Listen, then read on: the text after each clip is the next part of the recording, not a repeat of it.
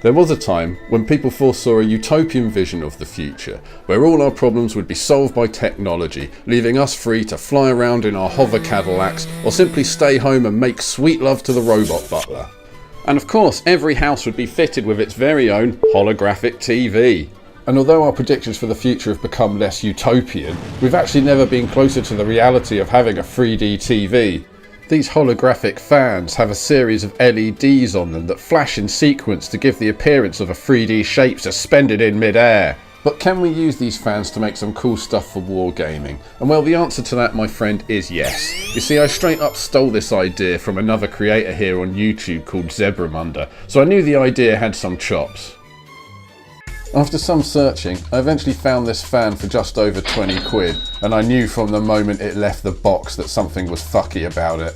The instructions were a sparse pamphlet of incoherent rambling, and the website I had got it from seemed to have disappeared completely from the internet, which I have always felt is a sign of a trustworthy company who you can feel secure in the knowledge that you have given your credit card details to. So having been outsmarted by the fan for the time being, I decided to put some thought into what I was actually going to do with it.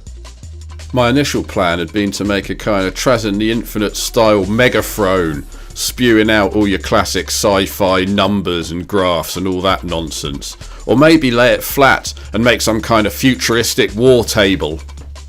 The fan was quite a big old boy to be used in Warhammer scale, so I had thought about maybe trying to mirror its shape, almost like a compact mirror, or one of those Mighty Max or Polly Pocket toys. Welcome to Skull Dungeon. Wow! I thought this would help balance how big the fan was and just make the whole thing generally more interesting to look at. It was at that moment though I got a call from friend and collaborator Welshy of the Large Blast podcast. Hi Welshy, thanks for getting in contact. Obviously you're going to be in charge of painting this model when it's done, so I was just wondering if you had any suggestions as to what we should be doing, or how you feel we should move on. No, I think, Stoney, it's always easier, like, keep it simple, stupid. That's what they say in, like, the corporate world, isn't it? So something basic, like, I don't know, like a tech marine just standing on top of it, like it's a floor, it's not built into anything or anything like that, just, like, really simple, you know? Yeah, simple sounds good. You know, because I was having this idea for, like, maybe making, like, a Mighty Max style thing, you know, like how, you remember those things that opened up?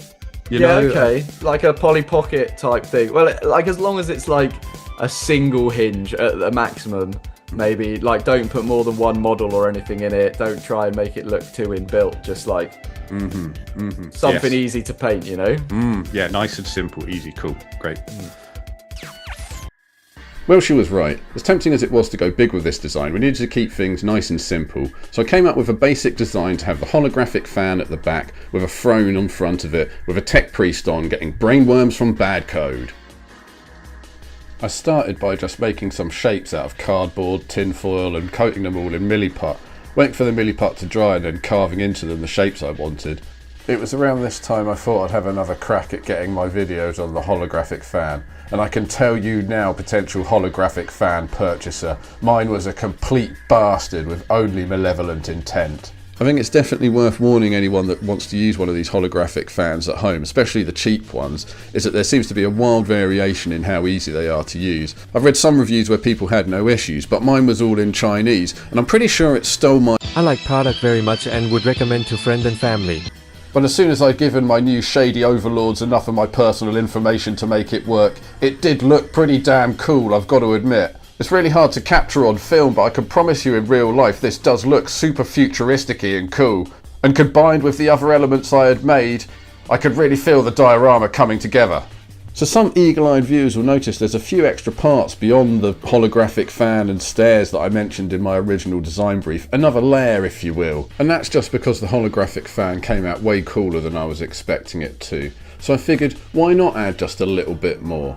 And I know we said keep it simple, but if I just kit bash 2 extra models from previous ZBrush projects and then make an STL version for people to download from our Cults 3D page, then I haven't necessarily overcomplicated it. I think there's still a lot of restraint actually shown in the way... Oh, hang on a minute, is that the phone?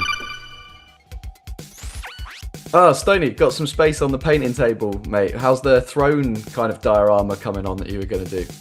Yeah, it's looking good. I mean, to be honest, I did decide to add a little bit more. A little bit? I mean, do you mean a little bit, or have you gone like full back to like multi-pieces, multi-layers, poly pocket scenario? Because we said keep it simple. There was even an acronym, I think. Yeah, no, I just added 2 more guys. Be easy. You'll find it real easy. So that's three guys at this point, is it? Who's counting? Got loads of other projects. Right, I'll do my best with it. Definitely not some kind of Mad Max, Mighty Max, Polly Pocket mashup. Keep it simple. Don't be stupid. Welshy was right. Had I not forgotten my original dream of making some kind of Mad Max, Mighty Max, Polly Pocket style mashup? All I needed to do was add 1 more layer and we were basically there anyway. So I pounded a few energy drinks and tried to decide how best to populate this bottom layer. And I think I came up with some pretty strong but simple ideas that I knew Welshy was going to love. Right, new plan, yeah, bottom layer, same size as the top layer, that way it's like balanced, right? What's more simple than balanced? Bish bash bosh. And obviously we've got to have stuff going on this layer, it only stands to reason, right? It's only fair. So why don't we have like a grinder, right, for like prisoners, yeah, and like 2 prison guards like feeding someone into the grinder, yeah? Obviously this grinder's going to cause like a river of blood and guts and shit, and that's all going to be pouring down, you know. We can even raise it up and make like another layer underneath. There's going to be blood and gore and guts everywhere, mate. It's going to be the tits. So I raised up the diorama on a plinth, added a grinder and a few kit-bashed miniatures to help fill the space. I was excited to send it off to Welshy and show him that I had stuck to making just a few simple changes. And sure, cumulatively they might add up to quite a time-consuming task. Oh, hang on a second, is that the phone? Stoney, I've just received a parcel. What the hell is this? Have you been to Toys R Us or something? It's got so many pieces. I'm glad it arrived safely. That's good. It's good to know the postal service is doing their job, keeping We it. said keep it simple. You've gone full Mighty Max. There's 4 different people. Some of them are hand built, some of them are sculpted, some of them are literally covered in like sawdust that I need to scrub off. Like, all of these pieces need fixing, every single one. You can do it. It's a piece of piss, mate. You're making too much out of it. Paint it, you said. Just paint it. Come ready, paint it. Now I need to get a Dremel out. I've I need gotta- to scrub I think it. I need to rewire it. Someone's on the other line, mate. I've just got to get this, okay? Sorry. Classic Stoney. So with Welshy cursing the day he agreed to do this simple project, he set to work engraving runes and fixing some of the gaps that must have appeared during shipping or something. And as much as he complains when you give him a bunch of extra work, he gets results, damn it.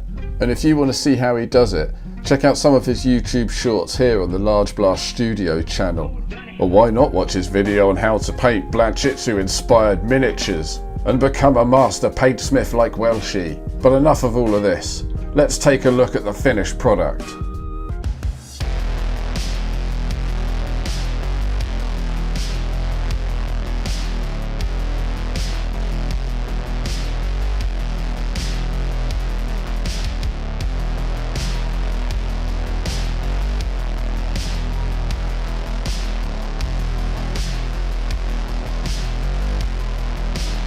Personally, I think this thing came out great.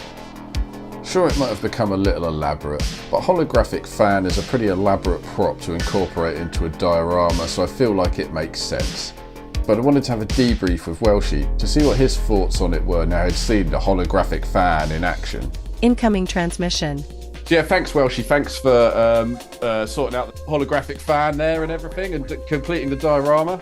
Oh, that's great, man. I can sleep now. It's been too much, if I'm honest.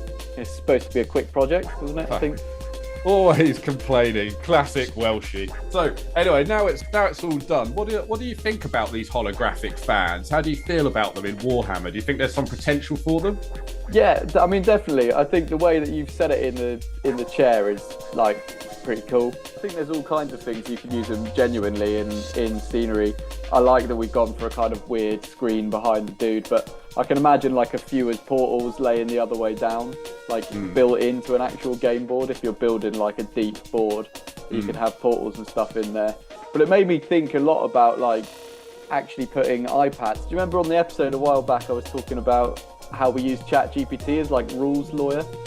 Like the next step up from this is to put a screen and a microphone and a speaker in the board, right? To have the rules built into the game board would be really cool, and I don't think it's that difficult, really. Yeah, How much was it actually?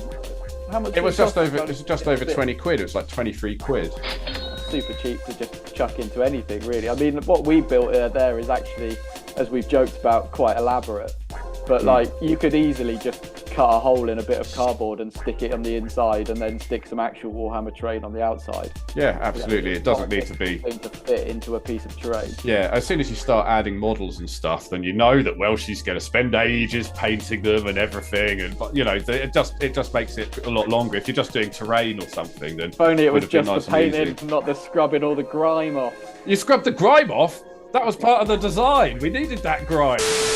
So there you have it, folks. The world of tomorrow today. A technological marvel that would have stunned crowds 10 years ago and is now available for just under 25 quid. What a world we live in, eh? So if you've enjoyed this video, don't forget to rate, comment and subscribe. Check out our Cults 3D page if you want that model. And if you're really cool, go and check out the Large Blast podcast. I guarantee you it's way better than any of the Warhammer podcasts you're listening to at the moment. Well, until next time, I've been Stoney. Bye-bye.